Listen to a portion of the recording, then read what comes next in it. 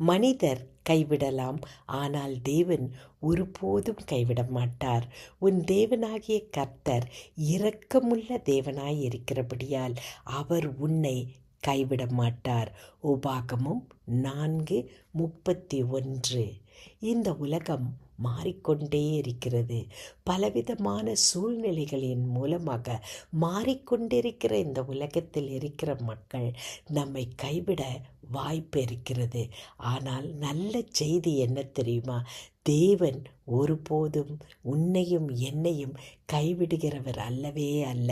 அவர் இரக்கமுள்ள தேவன். அவர் ஒருபோதும் நம்மை கைவிட மாட்டார்.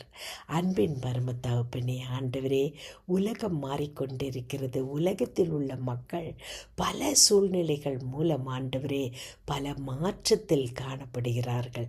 ஆனால் என்னுடைய தேவன் ஆண்டவரே எங்களை கைவிடாத தேவனாயிருக்கிற இரக்கமுள்ள தேவனாயிருக்கிறவரே, உம்மை நன்றியோடு ஸ்தோத்திரிக்கிறோம். இயேசு கிறிஸ்துவின் மூலமே ஆமேன்.